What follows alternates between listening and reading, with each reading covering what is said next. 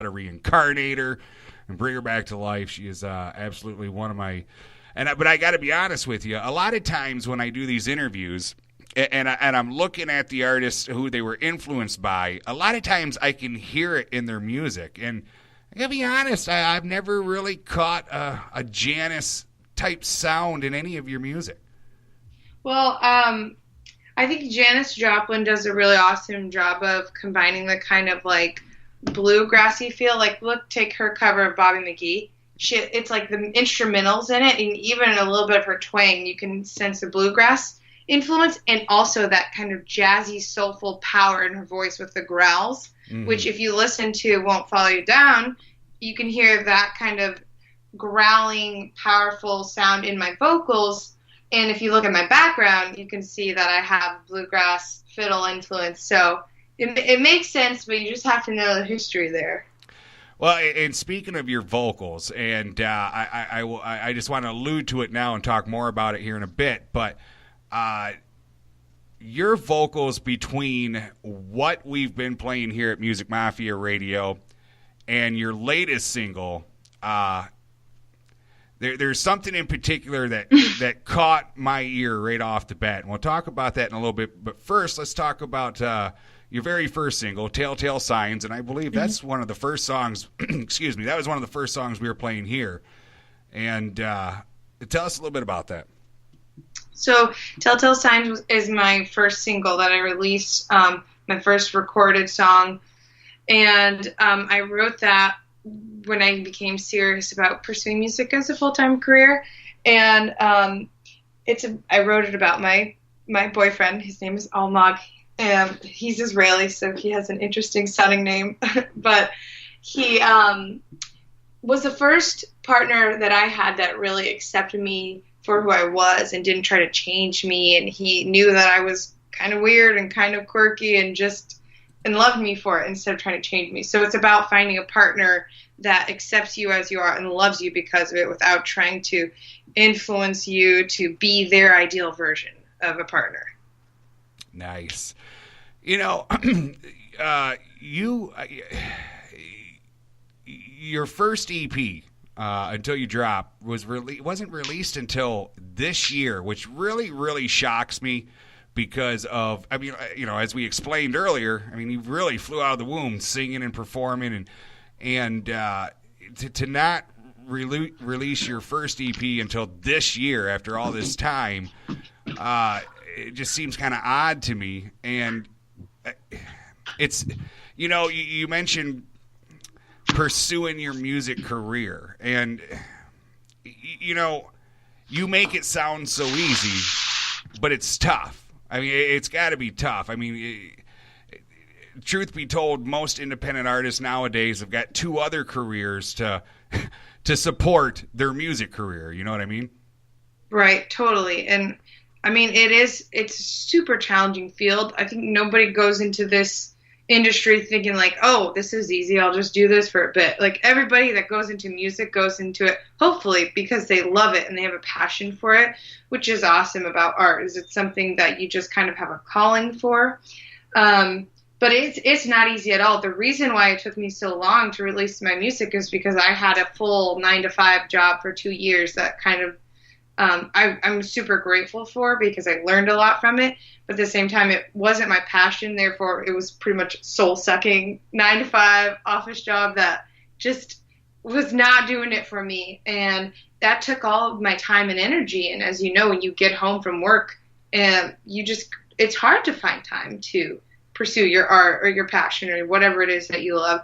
So, and I know people can do it, and kudos to them. They're stronger people than I am, but I just had to save up a lot of money, and I had to quit. And then that was July of last year, and ever since then I've been a full-time musician. Yes, I've been living the starving artist lifestyle, but I'm really happy and proud to say that I was able to quit the job that I didn't love to pursue something that I do love. And so, I mean, really, that's what it took for you to be able to concentrate and to be inspired, was to get that 9 to 5 out of your head. Because, like you said, I mean, I can imagine coming home. You know, you've been sitting at a desk all day. By the time you get home, you want to unwind. You want to rest for a second. It's a little hard for inspiration to creep up on you when all you want to do is just relax with your thoughts for a minute. You know.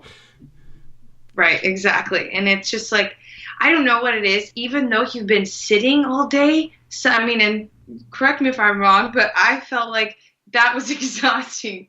I came home, I was like, I didn't do anything. I'm exhausted. Oh no, you're absolutely right. You know, it's we try to stress a lot here. You know, we preach a lot here at Music Mafia Radio about how hard and how expensive it is for artists to even just release a single. And I mean, and you've kind of touched on that a little bit, but I mean, you know, I think people, just average listeners, have it in their heads that, you know, if you've got a song that's been produced out there that they can listen to, you're making mega bucks. Yeah, no, not the case. And unfortunately, with digital streaming platforms, it's really difficult. It's awesome because more people are listening to your music than ever, and it opens up new opportunities. But it's peanuts. You know, you don't make anything from iTunes and Spotify. You get like it's 0.01% or something. And so if you really want to make money, you have to find other revenue streams, because digital downloads and digital streams aren't going to do it. Would you agree? Now, you're kind of the age of, you came along towards the end of CDs and towards the start of the digital age. Mm-hmm. And would you agree that, you know, the digital age, the interwebby days now, it's been kind of a double-edged sword. It has been freaking awesome for independent artists as far as spreading the word and getting their music out there. But yet, on the other hand, it's been a killer, because now people aren't rushing to a music store to buy your music, and they're even at times less tempted to go over and buy the digital download, because nowadays, you artists, you want to get people to hear your music in the first place. So you put it on YouTube or, you know, SoundCloud, all these places that folks can go at any given time and listen for free. There's really no incentive to actually buy the download. And right. Go ahead. Yeah, I was going to say, Rick, I think you put it perfectly when you said it's a double-edged sword, because it is really awesome, and I'm super grateful because I have opportunities that I never would have had otherwise, and it's been great. But like I said, the revenue from your music sales is just so low, and you're right, people aren't rushing to music stores. Your sales are going to be low unless you have merch, some like kind of merchandise, which I haven't even started working on merchandise yet, but usually it's gigging and getting your song placed and doing work for hires, writing songs for people. That's where you're going to see your money, until, you know, you start hearing yourself on the radio. And once that happens, you're going to get some more revenue from airtime. But it's just that's not where you make the big bucks. And back in my day, you didn't hear about something new from a band you liked unless it was announced on the radio. And then when it was announced on the radio, there was excitement involved, because you wanted to rush down to the mall and be one of the first of your friends to grab that CD. And there was even, a bit of satisfaction of opening it up and going through the CD booklet they include, and then looking at the lyrics and making sure you had them right all these years, all this time. And right. And all that's gone now. This generation now has never experienced that. They've kind of experienced this on-demand deal. And again, to where they can just go to YouTube or Spotify and type in a song, and boom, there it is.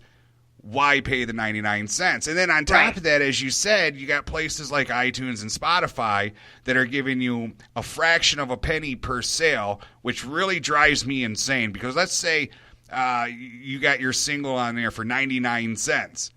What is it that iTunes is doing that justifies them taking 98 cents of that?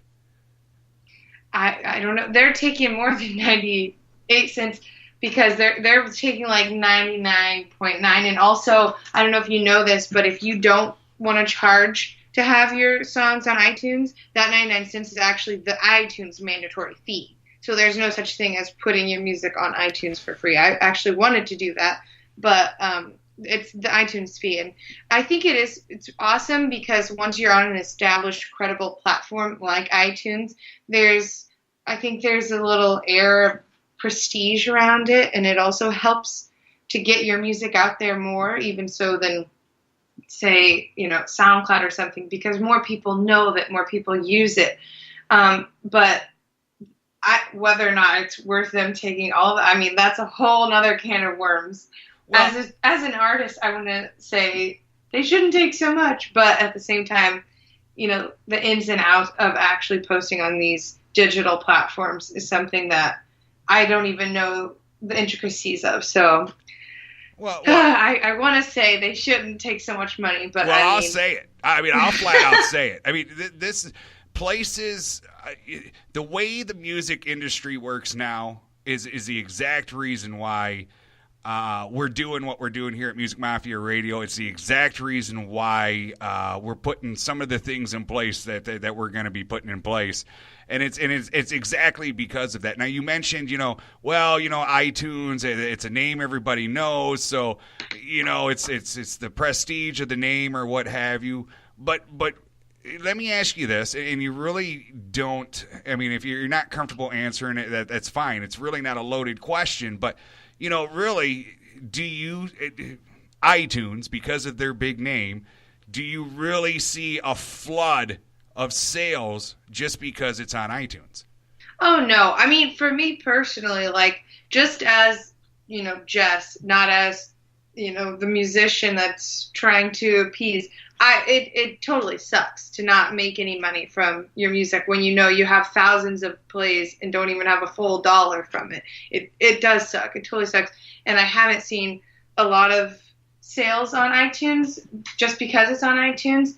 If anything, my friends back home in Kansas, everywhere we go, when I meet up with them, they tell everybody, she's on iTunes, she's on iTunes. And then that gives me some sales. So it's my friends telling people I'm on iTunes, not iTunes itself.